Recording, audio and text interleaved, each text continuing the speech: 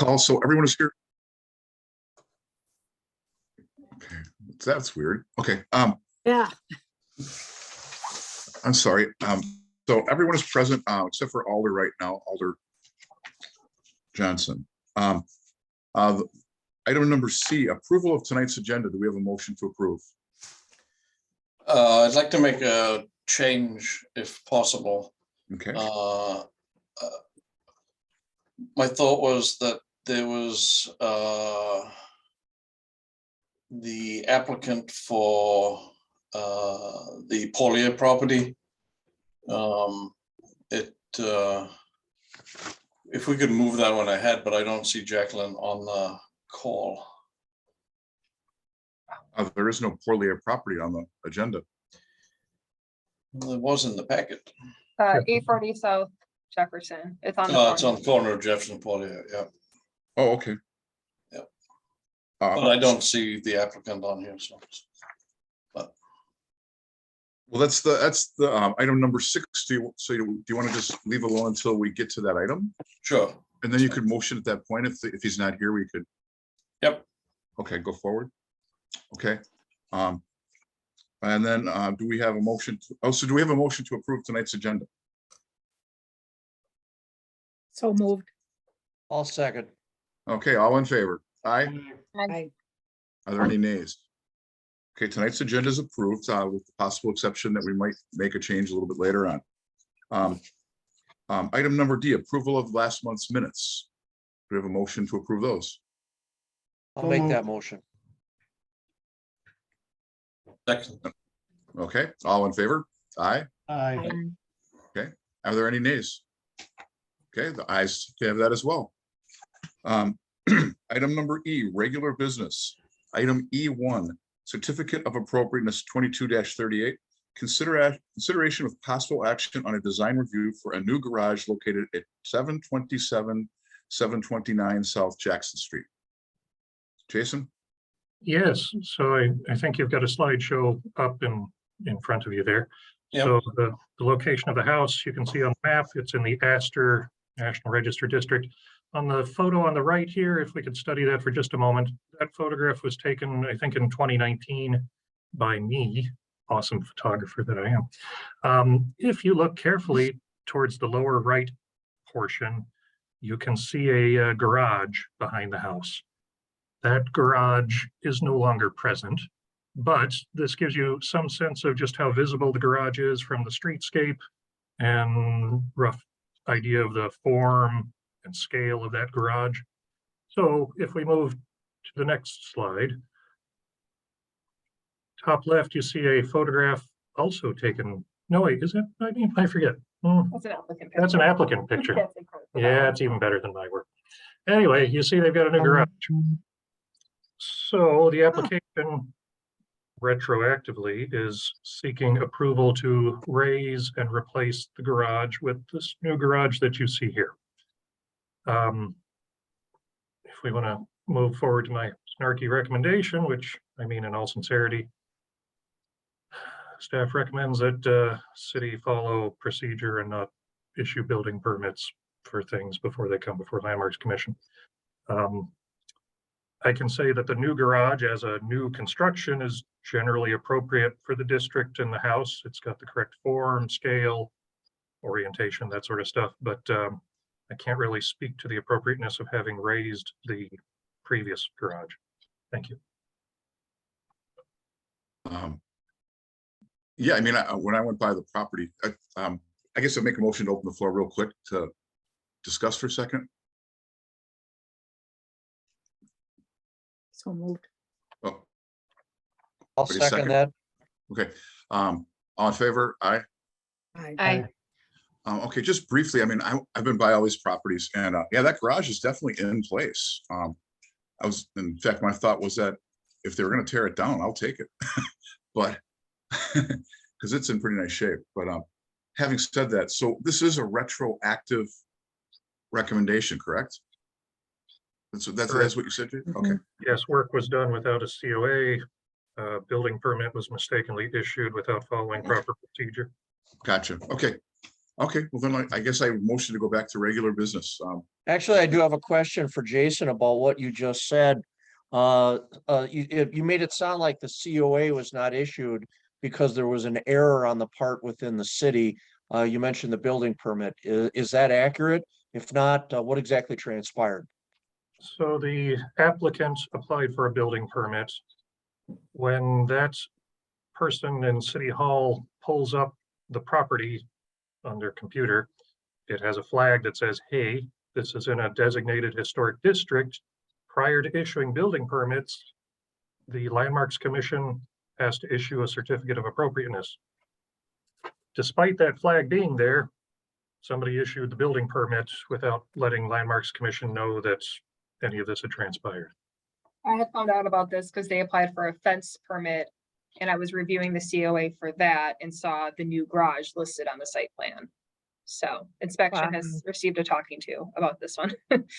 So is it fair enough to say the error of not seeking a COA for the garage, the fault lies with the city rather than the applicants? Is that correct? Well, the city on an annual basis sends a letter to all property owners in these districts saying you need to get a COA. So it's easy enough to forget about that when you apply for your building permit, but it's not as though it's a total undocumented surprise.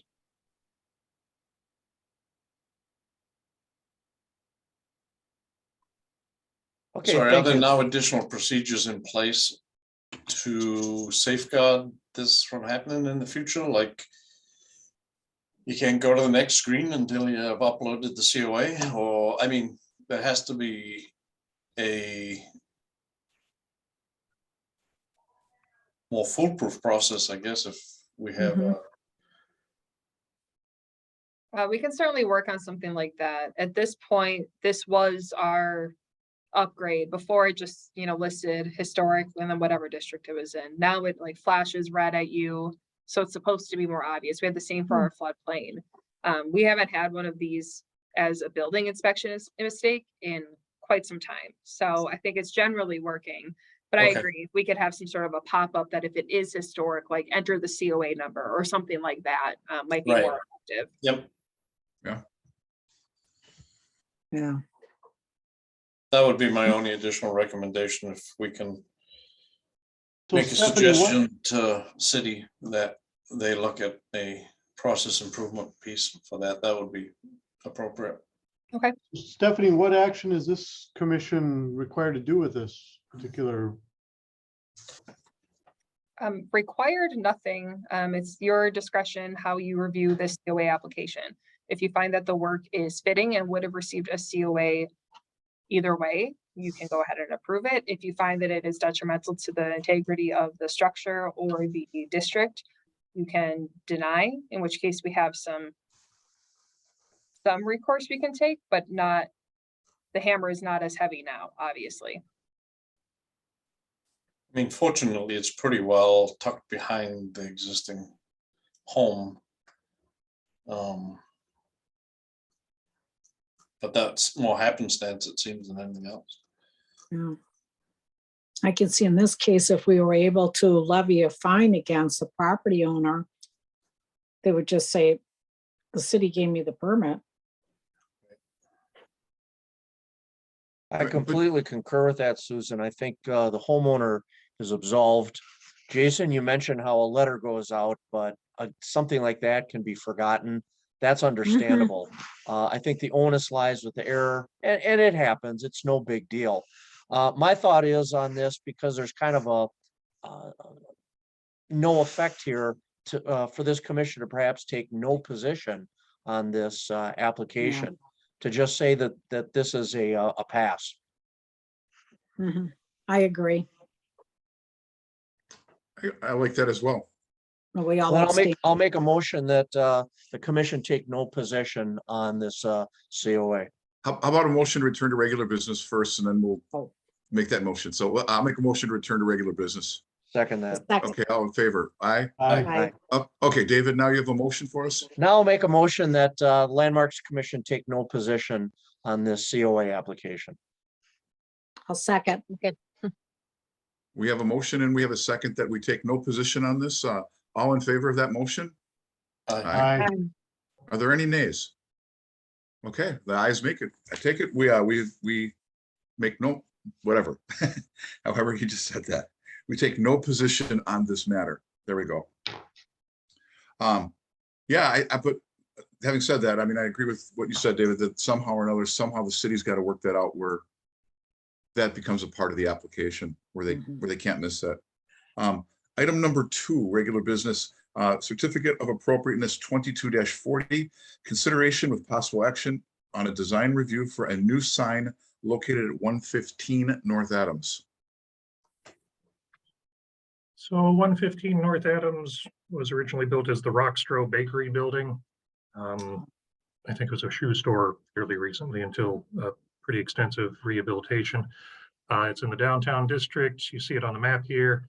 We have a couple images on this slide showing the location of the proposed sign, roughly speaking, and what it'll look like. Next slide gives a little more detail. There it is on the left. And this information just came in today, so don't hold that against me. On the right, you see it's mounted to relatively new material that was just installed as part of that new storefront and big rehabilitation project. So it's a sign. Next slide, the recommendation is to approve, provided that the mounting hardware doesn't go into the stone, which we now see obviously it won't. So I have no issues to advise you of with this. Thank you. Move to approve. Second. All in favor? Aye. Aye. Are there any nays? Okay, the ayes have it. Motion to approve. Item number 3, certificate of appropriateness, consideration with possible action on design review for window replacements. I just lost my place. Located at 240 North Broadway. Ron, Yes. if I can interject quickly, I do see the applicant for item 6 on South Jefferson Street present. If we could move that agenda item, as I referred to earlier, up, that may be appropriate. Are there any objections to that right now? Motion to reconsider the approval of the agenda. Oh, I'll second that motion. Okay, all in favor? Aye. Aye. Okay, we are going to move item number E6, is it? Is that So correct? it just requires a motion then to approve the amended agenda, as Ian suggested. Okay. Okay, so we're on item number E6, is that correct? Yes. Okay, consideration with possible action on a design review for door and porch removal located at 840 South Jefferson Street. So 840 South Jefferson Street was the subject of a COA last year, I think, at which time we approved a number of exterior alterations, several of them on the rear side. Formalities here. You see the map.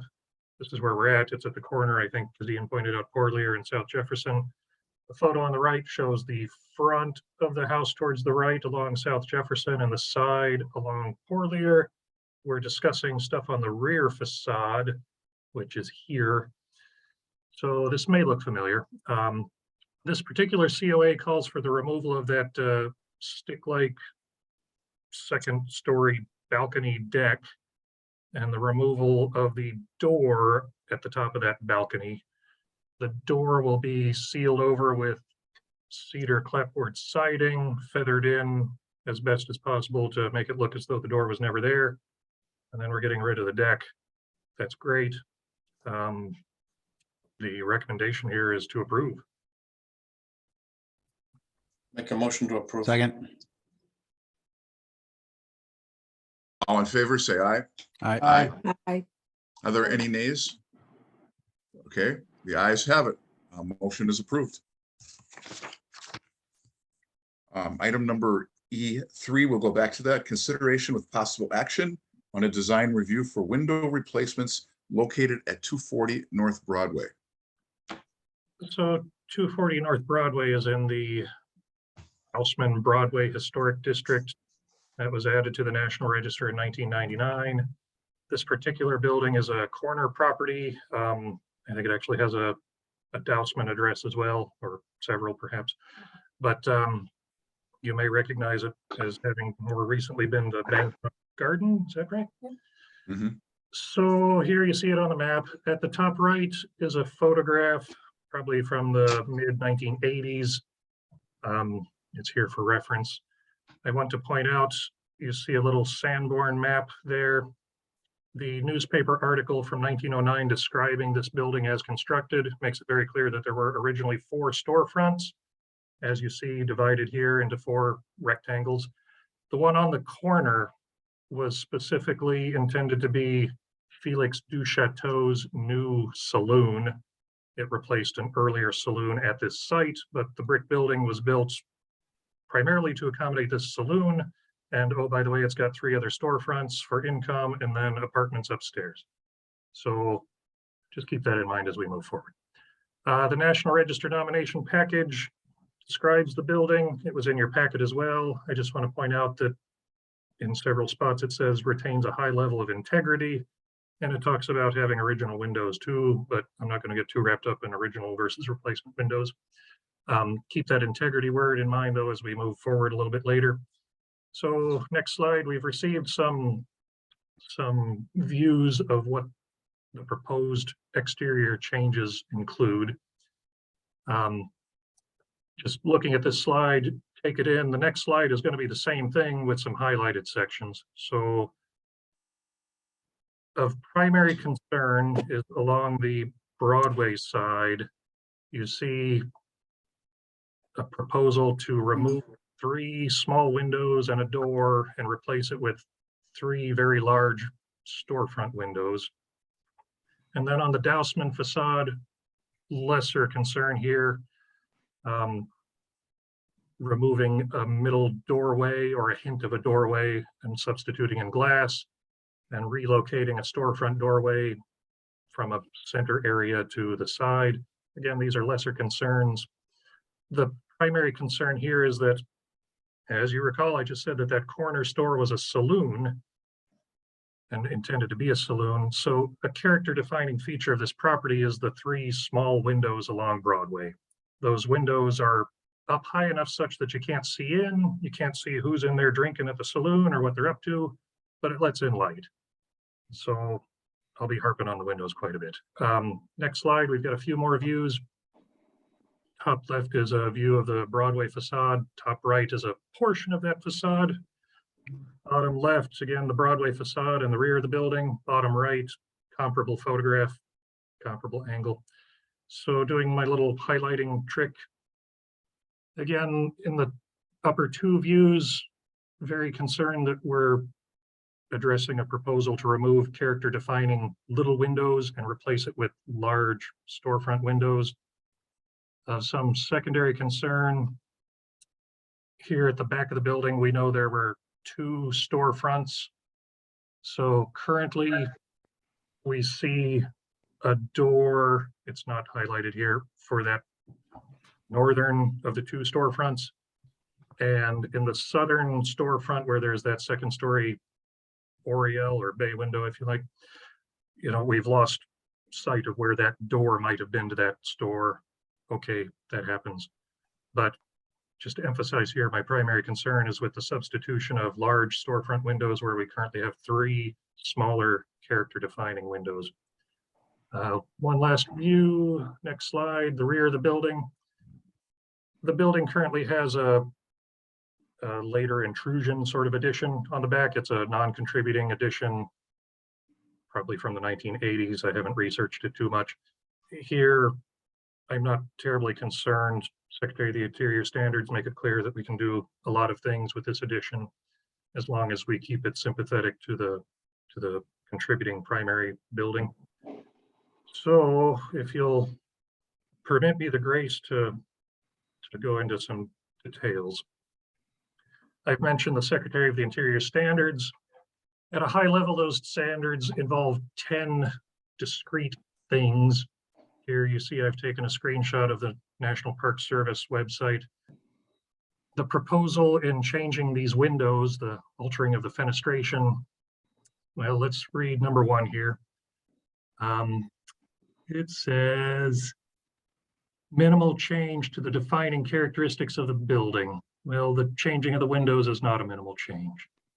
Number two, historic character of the property shall be retained and preserved. Removal of historic materials or alterations of features and spaces that characterize the property shall be avoided. Well, the proposal is not aligned to this requirement.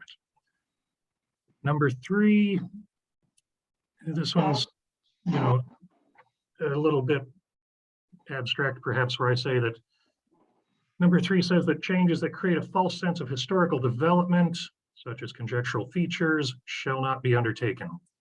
So altering the fenestration along Broadway effectively is a conjectural exercise that creates a false sense of historical development.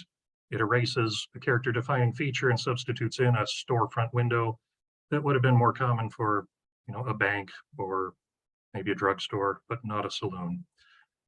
Number five, distinctive features, finishes, and construction techniques are examples of craftsmanship that characterize the property shall be preserved. That's to say that the little windows should stay. Number six, this is about deteriorated features to be repaired rather than replaced. I'm not going to get too deep into that. I know the Landmarks Commission has been very, very much in favor of replacing old windows with new windows. Fine. Number nine, exterior alterations shouldn't destroy historic materials that characterize a property. So altering the fenestration, particularly along North Broadway, does just that. It destroys historic materials that characterize the property. Moving on, doing a deep dive into the Secretary of the Interior standards. There's a book published by the National Park Service, Department of the Interior. This book looks at those 10 standards that we've just addressed and does a deep dive on each of those. So with regard to windows, you see recommended column and not recommended. It's a bit of an eye chart. I can't read it from here. Stephanie, I think it basically says, don't mess with the size of the windows. So that was included in your packet, where I copy pasted the recommended, not recommended verbiage. Just want to emphasize, shouldn't mess with the windows per the Secretary of the Interior standards. Next slide, Wisconsin State Historic Preservation Office has requirements. In the top left, you see a little square snippet that says this pamphlet's been prepared to help you interpret Secretary of the Interior standards. Great. Within this pamphlet, we see bottom left, as a rule, primary facades should be left intact, while rear facades may sometimes be altered more substantially. This building has two primary facades, that's Dousman and Broadway. Top right, when it comes time to discuss window specifics, Wisconsin's clear that the light transmittance value needs to be 72 or higher. We don't yet know what the proposed replacements are. Bottom right, here we're seeing that new windows should be just like the old windows, going so far as to say that wood should be wood. But then at the bottom, metal clad or aluminum cannot have an anodized finish, but must have a powder coat paint or baked on finish. Information provided by the applicant says that they favor an anodized finish. That is no good per Wisconsin SHPO. Moving on, National Register eligibility hinges on two things. There's criterion, be it criterion A, B, C, or D, plus integrity. So I've discussed this kind of, generally in the past, but I want to point out integrity has 7 aspects. So if we look at the National Register Bulletin on how to apply National Register criteria, they identify these 7 aspects of integrity. And I want to call your attention to these paragraphs there that say, to be listed in the National Register, property must not only have whatever criteria satisfied, but it must have integrity. And then going on a little bit lower, to retain integrity, a property will always possess several and usually most of the aspects of integrity. Integrity is important. So in your packet, and repeated again here on the next slide, are some details on the 7 aspects of integrity. I don't so much want to read them to you, they're in your packet, but I'll point out that location and setting are not really impacted by the proposed changes. There are very severe impacts to the integrity of design, materials, workmanship, and feeling. In particular, the building was designed to have the 3 small windows. substituting 3 large windows for those would rewrite the design of the building. It impacts the materials because we're getting rid of the character defining windows and the brick and the mortar, which speaks also to workmanship. And then ultimately feeling, does it still feel like a turn of the century, last time round saloon? Or does it now start to feel like something else, like a bank or a jewelry store or something else? To a lesser degree too, I put in yellow association. You know, the building is currently associated with Felix du Chateau and his saloon. In changing these other aspects of integrity, you're kind of taking a subtle dig at the integrity of association as well. So, quick refresher on the City of Green Bay ordinance. You have purpose and intent for the Landmarks Commission. I put a little green star next to certain things I wanted to point out. So Landmarks Commission is to protect historic buildings, architectural history. Kind of said here in a couple of ways. On the right, guidelines for renovation of existing buildings. You'll see most of these correlate with the Secretary of the Interior's standards, those 10 points mentioned before. And on number 9 here, in case there's any doubt, number 9 calls out the Secretary of the Interior standards for rehabilitation, which we've reviewed in previous slides. So these are the things Landmarks Commission should consider when evaluating proposals for changes to existing buildings. Continuing with the ordinance, it's clear that the Landmarks Commission must issue a permit or, the COA for anything that an applicant wants, unless, number 1, the proposed work would detrimentally change, destroy, or adversely affect the exterior features. Or number 3, the proposed construction, reconstruction, alteration, or demolition does not conform to the purpose and intent of this commission or to the objectives and design criteria for historic preservation plan for said district. So worth keeping in mind. All of that said, staff's recommendation is to deny the application. For reasons listed here, the proposed work does not conform to the Secretary of the Interior standards, does not conform to Wisconsin SHPO requirements, does not satisfy Landmarks Commission ordinance mandate. And at the time of this recommendation, some details weren't yet provided by the applicant. So I suppose that sums it up. Sorry, I'm talking. I don't know how to stop talking. Thank you. And one question, is the applicant present at this meeting? Yes. Okay, there he is. Okay. Do we have a motion to open up the floor for discussion? So moved. Second. Second. Okay, all in favor? Aye. Aye. Okay, any opposed? Okay, the floor is open. Just like to say, I'd just like to address the commission. I think Jason's argument is entirely compelling, that this is, frankly, in my thought, devastating to the historical integrity of the building. I certainly understand why somebody would want to make these renovations, because as you mentioned, that window design, particularly on Broadway, is appropriate for saloon. I imagine not the intention of the developers, but the reality is it is devastating to the historical integrity. That's all. Anyone else? Well, if the floor is now open, I would like to speak. Yes, absolutely. Wonderful. Well, good afternoon, everyone. Garrett Bader, 300 North Van Buren Street. First off, thank you for being here today. I can address a few items that were raised in the staff report and items that were not ready at the time of the report for the commission. And I'll start there and go from easiest to maybe the most complicated. So signage, tenants will apply for that separately. Most likely, I know that may need to come back in front of here, but unknowns yet are with specific tenants and those needs. So that will come at a different time. The rear addition to the building was noted as an item, as Jason mentioned there, and I believe we discussed on our walkthrough, Steph and Jason and I. I don't know if there's any discussion much needed on that part. I'm happy to answer questions on it in terms of what would happen there. I think you saw from some of the imagery, the plans for it. But if there's any other questions on there, let me know. Regarding window transparency, we can get to 75%. I believe the request was a minimum of 72%. The earlier windows that were spec'd were about 53%. So we can get to 75, and shockingly at no extra charge, which everything else is these days. Those will be second floor openable sash windows for the apartments up there. And I would reiterate again, we're gonna create 6 apartment units up there that have been mothballed, as I think you saw in the imagery sent, for about 40 years. The window framing, the pellet and Pervia used on the second floor actually comes as a powder coated, shockingly. So that one is good to go.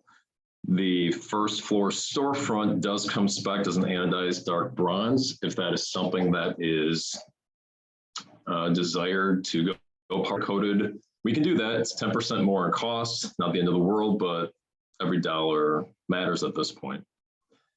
The window placement is obviously the biggest ticket item. I respectfully disagree with the suggestion that it's devastating to the building. I disagree that it does anything bad to the building. I'm a developer, shocking, I know I feel that way. But I think I also have some street cred to express those views. And that's where maybe, if the commission will indulge me, a few personal notes. I've given a lot of time and energy and love to this city and different projects that I've pursued. And I would dare anyone to name a project I've done that you don't like the finished product better than what was there. I would never do anything that destroys a building, especially one like this. In fact, the goal of buying it was to save it. If you saw those photos from a second floor and more that I could share with you, this building is in bad shape. The worst scenario, I would argue, is to do nothing and let the building fall apart. And I care too much about the city, about the Broadway district, all the efforts that we are doing there to let that happen. So when we met on site and today, and some of those items I just discussed, I am trying to extend an olive branch and meet with the commission somewhere in the middle. I think it's, especially these days, in the political climate that we have, where everyone's kind of on their sides and very few people want to meet in the middle. I'm trying. I've given on the windows, as I talked about. I'm willing to spend the 10% more for the powder coated. I'm asking the commission to relax some standards for the windows. I do not think adding the storefront is devastating. I really don't. In fact, and on the contrary, given the work that we're doing on Broadway for the street front, pedestrian, lively atmosphere we are seeking to create, it's actually necessary to have more windows in a building like this today. I would respectfully opine that buildings need to advance with age. There is nothing wrong with the fact that this was a saloon however many decades ago. It is not a saloon anymore. The district has changed, it's evolved, and buildings should breathe and evolve with them. So again, what I would ask the commission, as part of my being willing to meet on certain items, is to meet me somewhere in the middle and allow some extra openings along that Broadway storefront. Thank you. Thank you, Garrett. Anyone? Jared, why are you replacing the storefront at all? What's wrong with the existing storefront that's on the building? Well, the glass is not in the best shape. It's not, of course, modern storefront. It's the ability to create a nice presence for it, update the glass, much better for tenants, much better, I'd argue, for the building aesthetics. Right, but the existing storefront can be reglazed. Mm-hmm. Maybe something that I'd argue would not match or look harmonious around the building as is proposed, even in part.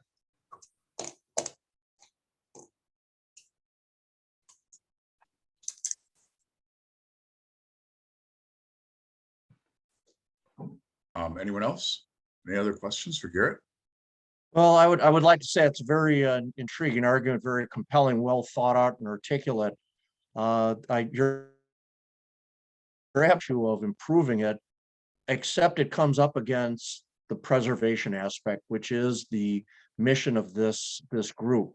It is substantially affecting the original historic character. And yeah, I'm going to stick by the word devastating to the historic integrity. It doesn't fit with a modern building. You're absolutely right. I concur. But our mission is to preserve the historic nature. And I think, Jason established that very well. The first issues you talked about, I agree with you. The little addition, the windows, I'm familiar with the building from my work. My only real problem My only problem at all actually is altering that first floor imagery from the sidewalk. Yeah, the west wall. I agree too. Big picture windows on the Broadway side. Just isn't honoring the integrity of the property. I mean, I'd concur with Jason's analysis. I went through, after this packet came through, I went back through the Department of the Interior standards as well as the ordinance specifically, and it doesn't matter which way I read it, I could not come to the conclusion that this was not substantially deviating from what our mission and our requirements as part of this commission is. So that's my analysis. And that's our task, to maintain the integrity. Among other things, but certainly the integrity, it's not one line item, there are multiple line items. I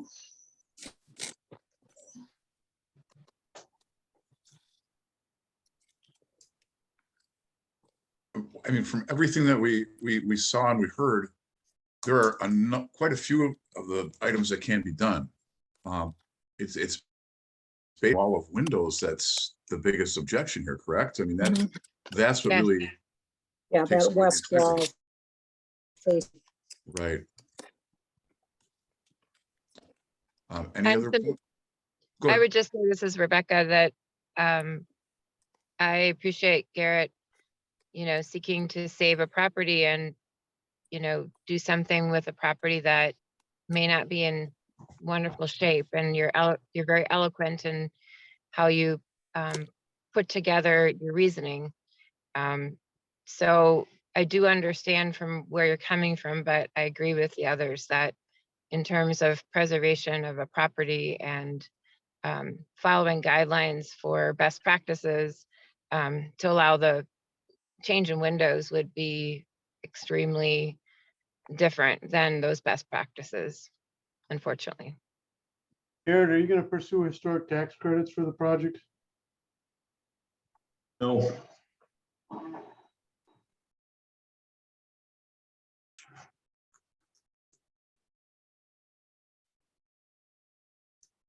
Well, any other people want to contribute here? Anything else? Any other points? Then should we make a motion to return to regular business? I guess, Garrett, I'd like to ask another Yeah. question. So Yeah, I'm still I mean- hung up on the existing storefront. I mean, you're repainting and redoing all the woodwork on the cornice and on the second floor bay windows. So if you reglaze that existing storefront and renovate that so that it matches everything else, is there another functional concern with replacing it? Or I'm just concerned about going to new aluminum storefront, just doesn't fit the building. I just offered Paula to make it powder coated if the committee met me in the middle for some more windows. So respectfully, and don't take this the wrong way, why do you care? I'm offering to do that. Well, because it's not just the finish of it's you're still changing the appearance of those existing storefronts.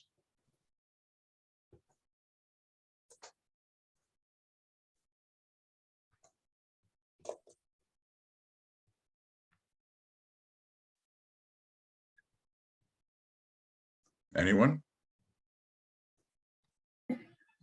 If I may, and it's not my place, but kind of meeting in the middle. I know from what I had heard from you guys, you had indicated the high windows where you couldn't see in was the desire and was the way for a saloon.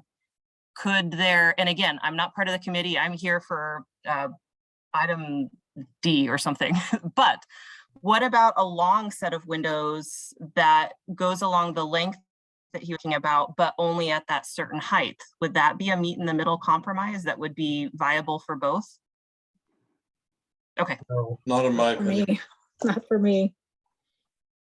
No, unfortunately, I don't feel there's room for compromise or meeting in the middle because we're up against law. We're up against Green Bay supported so much as Jason put. Unfortunately, I just don't feel we've got the ability to compromise on this. It is an absolute.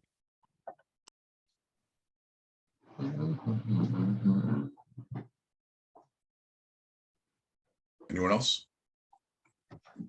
Anyone? Anyone else?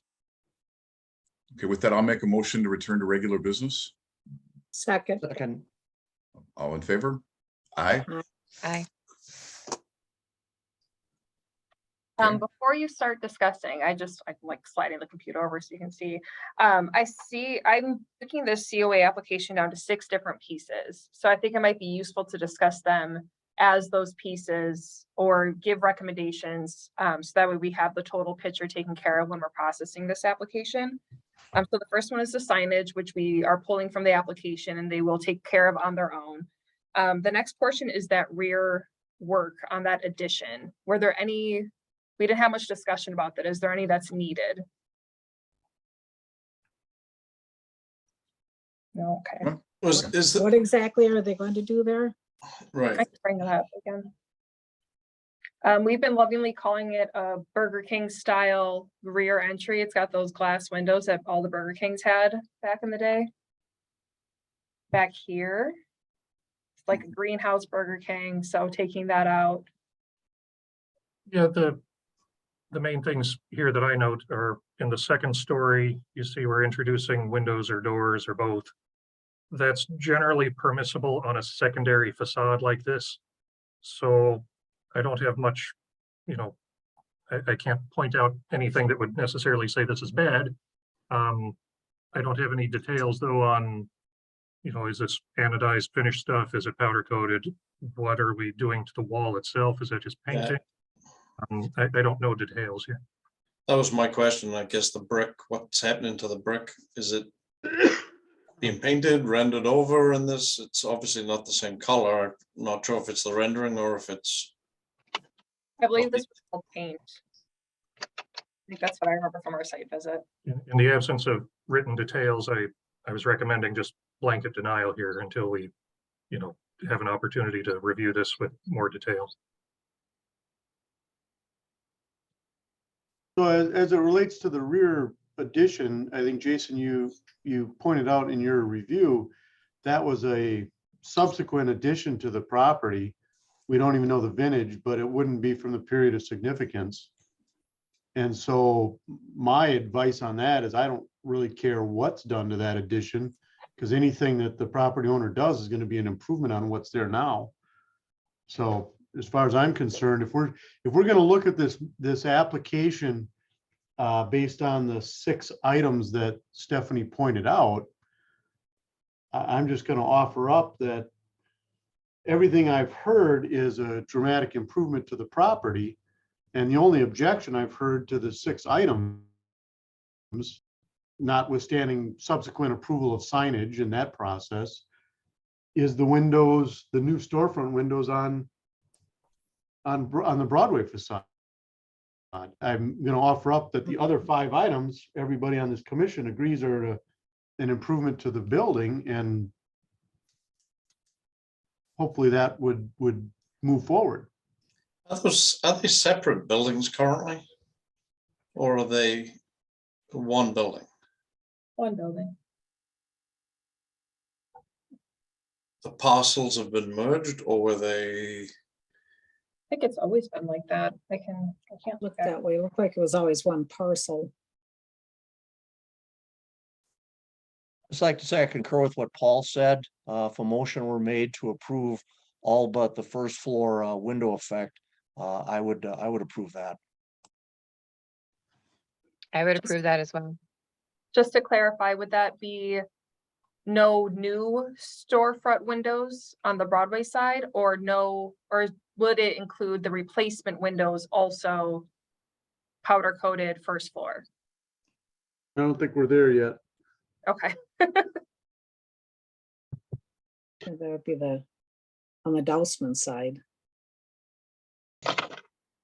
I guess I want to go back to Ian, you questioned that the accessory building on the backside, are you concerned about that? I guess, because my opinion is, again, it's not part of the, I'm just looking at that elevation and you have the red brick building now opening out onto the roof of the adjacent building. And I was curious as to if that was one, like a legal means of escape that's not really covered by our commission, but that's kind of why I'm curious, is this is one building or is it two buildings that just look very different from each other? These are one building on one parcel.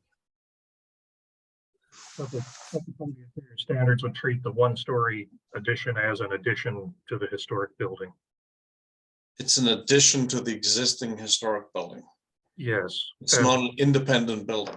No, and from Secretary of the Interior Standards perspective, my caution there would be that if we're looking at an EFIS type change to the exterior, that might not be harmonious with the district at large. But if we're looking at painted brick, then okay, maybe.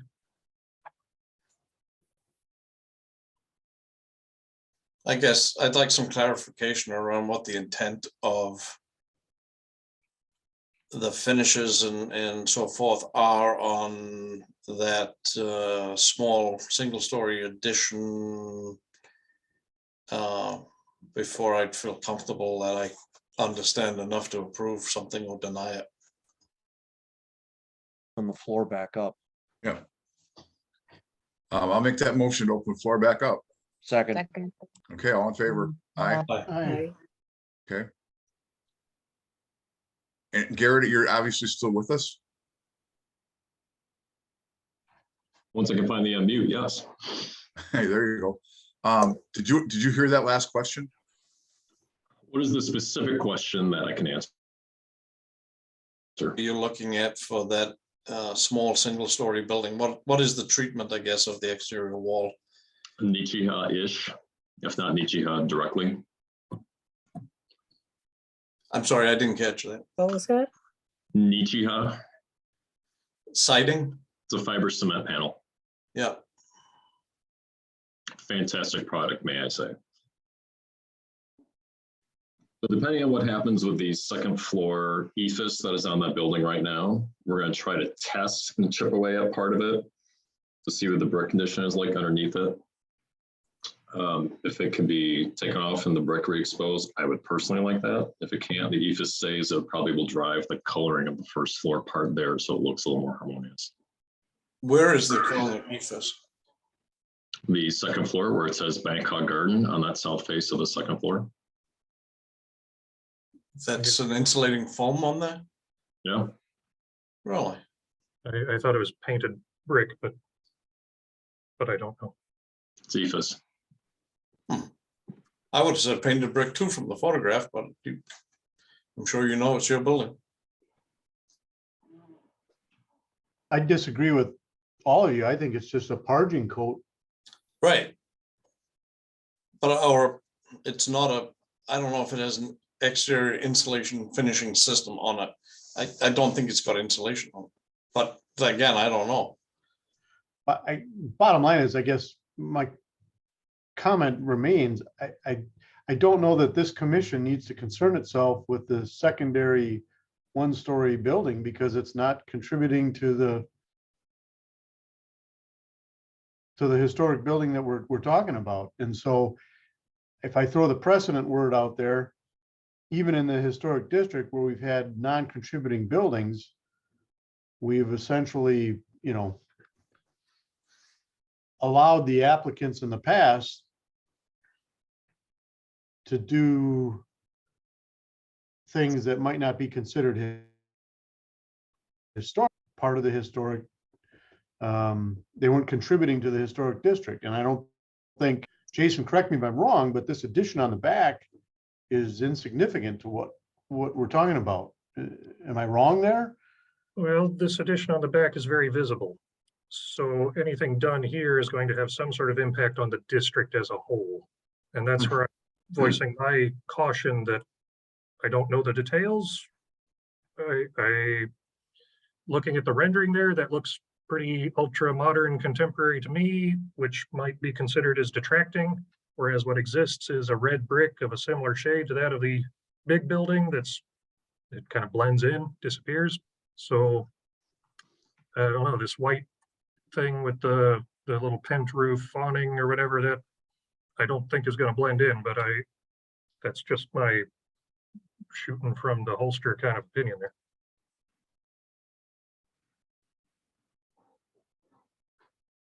I guess it still goes back to my question, if it's a single building or if it's an independent piece, are we looking at adding ephes to, or the Machia panel to the essentially the historic building? Even though it's an addition, it's still part of the other building. Asking adding ephes? Did I hear that right? You're asking if we would add No. ephes anywhere? Your paneling that you're looking to add, The Nichia. yeah. Right. I'm asking if it's considered that we're adding that paneling to a historic building because it's part of the other building, or is it independent and a separate building? But it seems like it's an addition to the existing building. It is. Right. That's And what I'm it- getting at. But it's not historic, so it doesn't matter. Well, the secretary. So if half of a building isn't historic, then you can do what you want to it. But if it just seems a very odd situation. The secretary standards address additions. In fact, if we wanted to go back, number 10, I think is specific to additions. But, here as an addition, it should be of an appropriate scale, differentiable from the old, but not overpowering the old. Yeah, not a mimic, right? You can draw inspiration from the original building, but don't try to mirror it. Right. I don't have any additional questions.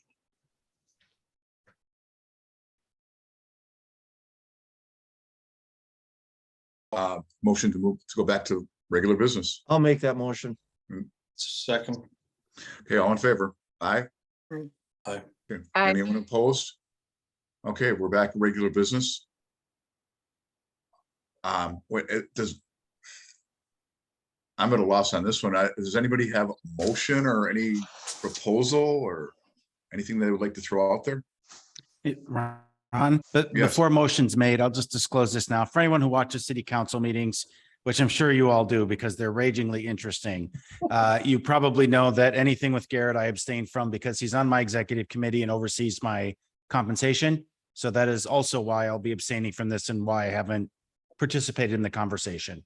So staff could just make sure that when the vote is taken on whatever the motion is, that I'm shown as abstaining. Okay, Thank you. and Stephanie, you had started talking about the 6 different aspects before.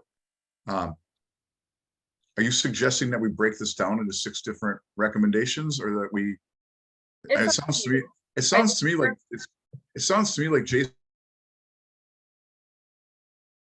Is that correct, Jason? You froze, sorry. I'm sorry. Did you hear me? No. we did not Oh, hear. I'm sorry. I said it. Stephanie, you started talking about this in 6 different aspects, yet Jason seems to recommend that it stay all as one recommendation as a denial. Is that Yeah. correct? That recommendation came before we had other details. So like Garrett had just provided that the like the window, what's it called? Powder coating? No, the transmission. transparent. Yes, like we have that data now that we know that powder coated ones are on the second floor. Like, we have more information now, so it'd be appropriate for you guys to, you know, if you wanted to approve portions of the COA, but not all of it. Now that we have more details, we would have given that as a recommendation. So, but you can deny it wholesale if you want to, also, if you want more information. I mean, that's up to you all. Yeah, I will add though, I don't know if the Muntin pattern, you know, the grid pattern of the proposed storefronts match historic ones. I wasn't able to do that kind of a deeper analysis on this, so. Okay, Maybe it would be better if we voted on the whole thing. I'll make that motion that I think we've expressed our thoughts adequately, but I will make a motion that we deny it in whole. A second your motion. and all in favor of that motion? Well, hang on, Hold on, okay. point of discussion. So if we deny this, are we telling the applicant in theory to come back next month with a revised submittal with more information? Or are we telling the applicant that, no, we don't like anything that's been presented today? You know, what is our guidance to the applicant? Because as I expressed a few minutes ago, I'm more than happy to approve, you know, 5 of the 6 items that were talked about tonight, or 4 of the 6 items that were talked about. Because I think clearly the building need, the second floor windows need replacement. You know, we're not changing the original openings on the second floor.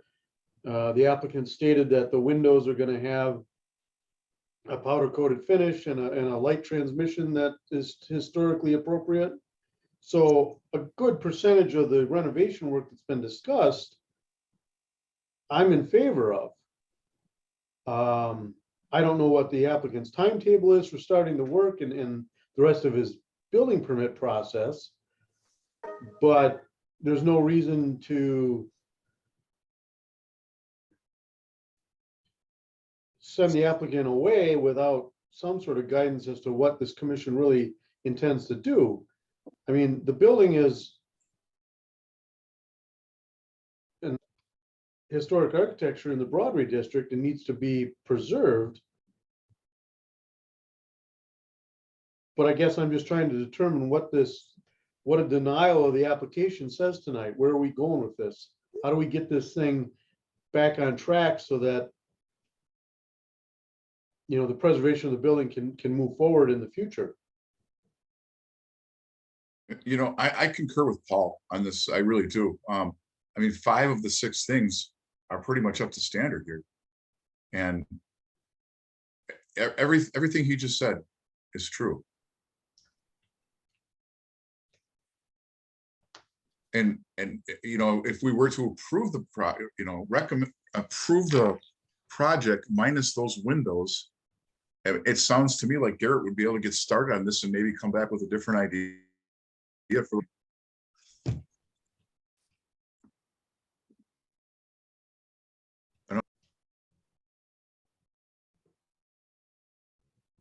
Ron, without offering an opinion on, you know, the application, from a procedural perspective, the commission could split the items.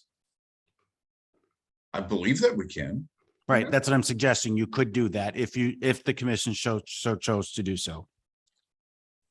And that's correct. Maybe we should open the floor and ask Garrett if that would be helpful in terms of his timeline and approval, or if it makes no difference. I'll make that motion to open the floor. Second. Okay, all in favor? Aye. Aye. Any opposed? Okay, Garrett, did you hear that question? I did. My answer would be from a simple respective work position, approving what you think is good in the agreements that I've made is a good thing. Respectfully, to approve, or in this case, likely deny it all in one chunk, I'm not gonna lie, kind of a slap in the face. I just wasn't sure if by not having the window approval, that your direction was going to be different or not. Well, given the applicant's response like that, I will withdraw my motion to deny in whole. Paul, would you like to bring forth a different motion? Because we need to close. Do we need to close the floor? Before Oh, we I'm sorry. close the floor, so we don't have to go back and forth a dozen more times, thanks to Robert's Rules of Order. I guess, do we have more discussion with the applicants? So Garrett, bottom line is, we think what you're doing is rolling. We want to help you get this thing going. Are you looking for more from us as far as a new application a month from now? In that fashion, if there was called a special meeting, if time became an issue, are we giving you the tools to figure out how to move forward, or? I don't know yet, Paul, quite honestly. Like I said a moment ago, approving and accepting the items where we all have agreement, I think is a positive sign of respect tonight. What steps to be regarding that design, I don't know yet. Okay. Well, that's where I'm trying to take this is rather than a full out denial, I'd like to give you some positive thoughts to move forward, because again, what you're trying to do here needs to be done. We don't want the property to continue to deteriorate. And so maybe we've got a problem with the historic guidelines with some of what you're proposing, but the majority of what you're trying to do is obviously a positive improvement to the building in the district. So I guess that's my point, is I'm trying to move forward what we can and deny what we can't. Yeah, I'm fine with that. I just wasn't sure if it was gonna be able to advance any timelines for Garrett. That was my only. Okay, so I'll make a motion to close the floor. Second. All in favor? Aye. I- Okay, anyone opposed? Okay, the floor is closed. With that, Paul, do you have a motion? Or do we want to refer it back to Jason to break this down appropriately where we could approve large segments? And we could hold I a think special meeting, or to Stephanie, I'm sorry, to Stephanie, and where we could hold a special meeting and get this, the big parts approved for Garrett as quickly as possible. Would we Or like if to we make a could go through and have the 5 items and vote on them individually now. Sure. I guess I'll make a motion to approve the application replacement of the second floor windows, painting of the facade, the wood facade features, and renovation to the single-story building at the rear of the property. The windows, I think the applicant was saying they were powder coated. or powder coated. That's right. I'll second Paul's motion. All in favor of that motion, say aye. Aye. Aye. I, Is there anyone who's opposed? I'll ask again, is anyone opposed? Is anyone opposed? Okay, the ayes have it. So we will those portions of the project for tonight. We will need to revisit this project, obviously, though, the other portions of it. Everyone in agreement with that? Yes. Okay, and then we'll table the discussion about the windows on the west wall facing Broadway. correct. That's what we have for further discussion. And the first floor replacement windows. So Yeah, there's the motion existing on your storefronts. program. Facing Dousman. Say again, Ian? I think Stephanie had it. Yeah. So what would the motion be? I'm sorry, Steph. So the approval is for the second floor windows as presented, painting and the rear renovation, all approved. And then if you would like to make a motion to hold any of the items, it would be for the first floor replacement windows and the first floor creation of a storefront along Broadway. I'll make that motion as Stephanie just mentioned, and add the caveat that if the applicant has something completed earlier than next month, that we look for a special meeting. I'll second that motion. So that motion again is that, okay, you just said it well. All in favor of that motion? I, Anyone opposed? Anyone opposed? Anyone opposed? Okay, that motion carries as well. Okay. Thank you, Garrett.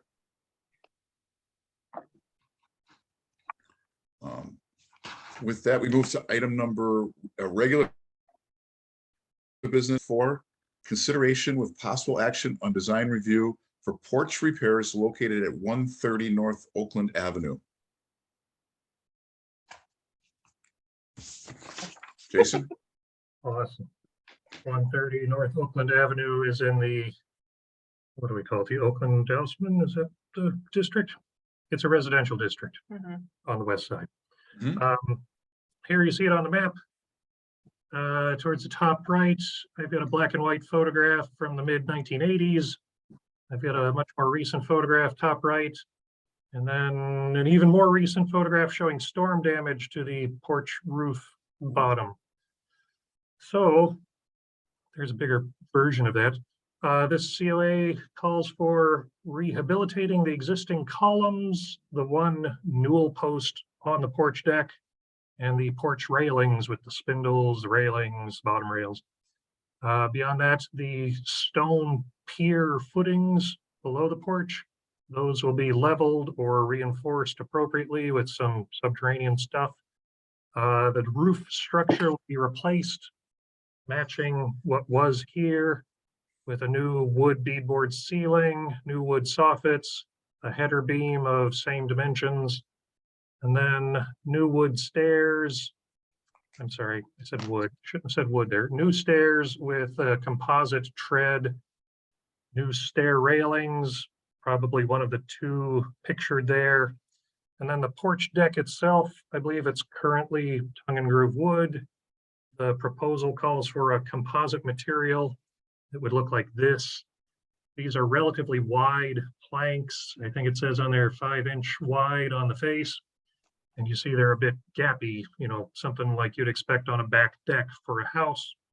Nice material, but I would, you know, cautiously propose that something more appropriate for a front porch could be found that's still a composite material. Here's one. It's a tongue and groove composite material that is available. I can't really speak to it, whether it's, you know, good product or not. I'm just saying you could come up with a porch floor in composite that looks more like a porch floor rather than a back deck floor. I'm kicking that to you to discuss. If we look at the recommendation, I'm recommending approval.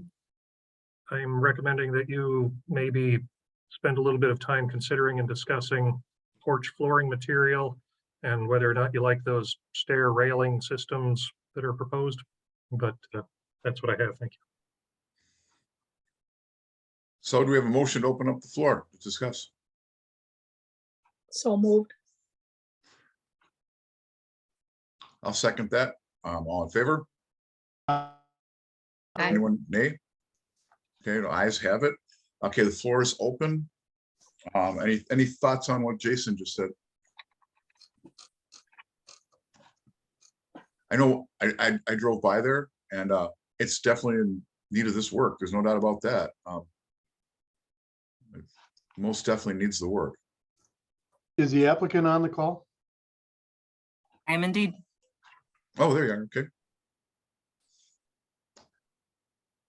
And yes, I agree. It definitely needs to get worked.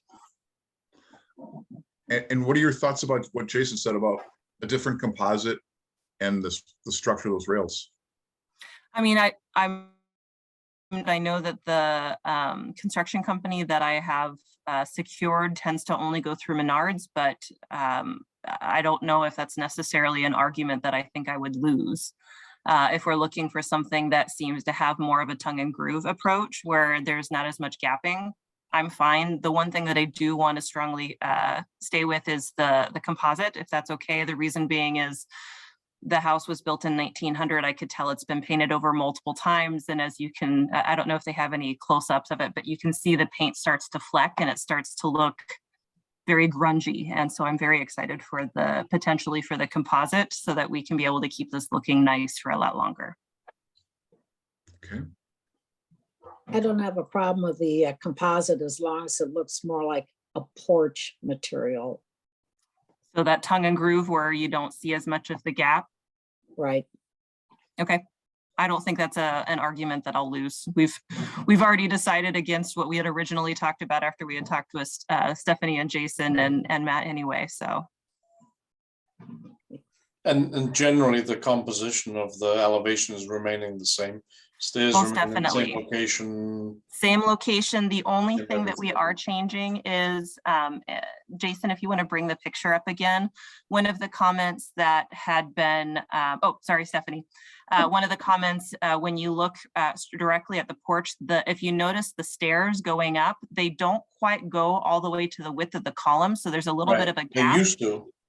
Yep, so they had asked that we widen that, which I am totally fine with. But aside from that, nothing else would change. It would be the same, same elevation. We wouldn't be touching the windows.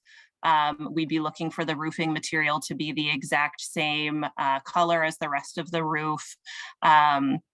I am looking at keeping the same pillars, but probably painting it instead of that ugly dull brown, maybe more of a gray or something that could match the rest of the house that makes it look a little bit nicer. But aside from that, yeah, we're gonna keep every single thing the same and reuse where we can, replace where we have to. The only thing that's going to be straight up new, no apologies, is the decking and then the roof, but it would look similar. Looks like a great improvement. Thank you. Mhm. I've been really itching to do this since it got damaged. Make a motion to close the floor. Second. Second that. all in favor? Aye. Aye. Aye. Anyone against that? Okay, floor is closed. Motion to approve with the contingency that the deck board be a tongue. Second, All in favor? Aye. Aye. Any nays? Okay, the ayes have it. Thank you, Renee. Thank you. Item number E5, consideration of possible action on a design review for deck work located at 840 South Jackson Street. So 840 South Jackson Street is a corner property. Is that Corlier that we're up against again? Yes. Thank you, Stephanie. On the right, you see a picture of the front of the house, lovely home. We're talking about a rear deck visible from Corlier. And again, this is work already completed. It's actually pretty remarkable because the vertical posts have been replaced, but somehow they managed to keep the deck and the railings present, adding another board or two here and there, but that's kind of neat. What can I say about that? I've recommended approval, noting that it's not an aesthetic improvement or step backwards. It is basically replacing wood with wood, like for like, in a novel, economical fashion. So, yeah, thank you. Move to approve. I'll second Second. that. Oh, okay, all in favor? Aye. aye, Are there any nays? Okay, motion carries. Next F on the agenda, staff level COA applications. There were none. Okay, number 2, review city raise, repair orders and demolitions. There's several, and only one of them, which I've saved for last, is really worth talking about. So going through these, 820 South Oneida, The big blue patch on the roof is not historically appropriate. He recommends that somebody do something about that. No big loss if perhaps this goes down the raised path. So, 979 Mather, number of issues with the roof, doors, HVAC, plumbing, electrical. When in doubt, just cite everything you can, I suppose. So it needs some work. Again, not identified as potentially eligible, doesn't jump out as being, particularly remarkable from a historic preservation perspective. Next up, the garage at 1226. Is it Perot or do we say it Parrot or something here? I have no idea. Okay, I'll go with Perot. So the garage, again, not in a historic district. It's a cute old garage, but city says it's not safe. So there's that. Last one of the easy ones, 1555 East Mason. Again, HVAC, plumbing, electrical, etc. Not in a district, doesn't jump out. Highly altered, cute house. But the next one, this one, you as a Landmarks Commission may want to talk about. 1218 Velp is a portion of the old Willow Grass Rug Company. So in the map on the right, you'll see there's an intersection of Velp and is it Rug Street towards the top left of the map? Rug Road. Rug Road, not a coincidence. This building is part of that big complex there. That big complex was identified as eligible for National Register listing in 2019 and reaffirmed as part of our intensive level survey in 2021.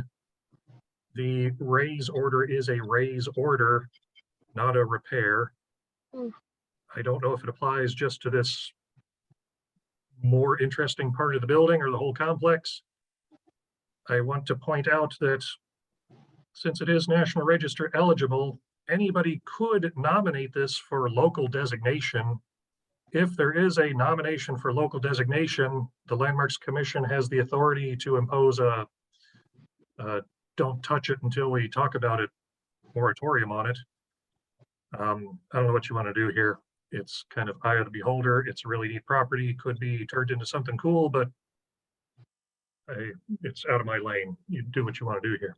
Additionally, this was called out in the Velp corridor area plan as a redevelopment site. So there's been previously some interest in redevelopment of this property as a whole. There was not a lot of information from our inspection division about this, just that a hole has arrived in the ceiling and this building is in receivership. So that's really the only context we have to give you. I don't know if it was done intentionally, if it was just from it being in disrepair, if it was storm damage. We don't really have much context to give you. It certainly is a neat looking building. Yeah. It would seem to me that maybe that is something that we want to consider saving. I don't know what the rest of the building is like. I don't know how long that roof has been like that. If it's compromised the integrity of the exterior wall, then maybe there's more imminent concern. But it is if it's been identified as potentially eligible for nomination, then I think it would be foolhardy of us to just bypass that knowledge and consider the raise and repair or the raise order as its final destination. Well, I have just a little bit of insight about that building. We on the fire department have got a no entry into that entire building because of the condition. I don't know firsthand, but I strongly suspect that that entire building is in really bad shape. Ian, I share your concern, but I would suggest before we make any motion on it or take any action or even recommendation, we get much better firsthand information from building inspection or other appropriate agency. So right now, if we take no action, the raise order will proceed, right? Yes. Yeah, but it's government, so slow as molasses over here. I will tell you, I drive by there regularly, and that roof from what you can see there, as if you get up closer, you can see that it is just total rot. I mean, it's in really bad shape. So And I would, it'd be my guess that that entire roof would have to come off that building. That would be my guess, just by looking at it when I go by it. Just so you know. been a resident in Green Bay now for 26 years, something like that, and have been driving by this building and have always thought that it was a very eloquent little facade. Clearly, it's got harkens back to some manufacturing from a long time ago, and I mean, so it's great. And I always wish somebody would do something with this. And after 26 years, nobody's done anything with it, and now it's near gone. The fact that the property is, if the property is truly in receivership, at this point, there's nobody that's gonna wanna save this, because the bank is just gonna try and do whatever they can to get out from under there. I'm more than happy to support this commission if we wanna intervene here to save this thing, but I feel like Would if it was designated or nominated, would that then give the potential developer opportunity for additional tax credits to redevelop that parcel? So when I say it's been identified as eligible, I mean, it's been formally by the Wisconsin SHPO identified as eligible. And that, part 1 stamp of approval automatically means that it's now eligible for state tax credits. And it would then be eligible for the federal tax credits if they took the time to fill out the nomination paperwork. So it's basically been green flagged, clear sailing for all the tax credit incentives from the preservation perspective. And when did that happen? In 19? In 2019, as part of the industrial survey, it happened, and we reaffirmed it last year with our intensive level survey. So it's recent enough such that the current owner could apply for state tax credits today, and provided they follow Secretary of the Interior standards, it's approvable today with no hoops to jump through. So, but the problem is there is no owner. that's a problem. Yeah. Yes, You got nobody that cares about this property at this point. the last time we had a similar property, it was not in receivership, but they had a raise only order, not raise repair. We switched it to be a raise repair and then marketed it with like our internal ability to do so in our department. And that is in the process of getting renovated now because they got a new owner in on it. But with this one, that is more challenging because there is no owner to target to say, hey, if you redo this, here are the programs that you're eligible for. So you're able to make different recommendations. There's a lot of different things you can do. But I mean, for us to have any teeth, it would have to get nominated somehow. But the lowest level thing that we're able to do is recommend to our inspection division that it's a raised repair order. So they have the option to do repairs and not just to demo the building.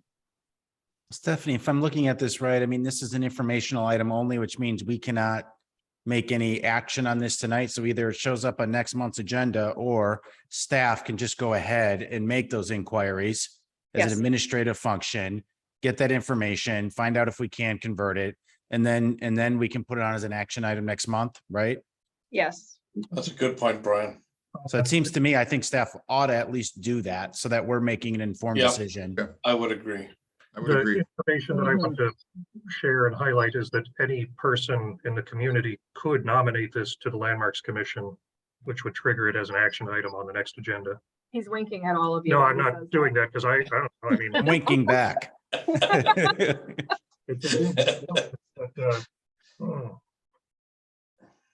Anyway, information there is that anybody can nominate it, then you guys have to talk about it more. And that nomination, I think, is fairly simple to do. Stephanie knows how. Mhm.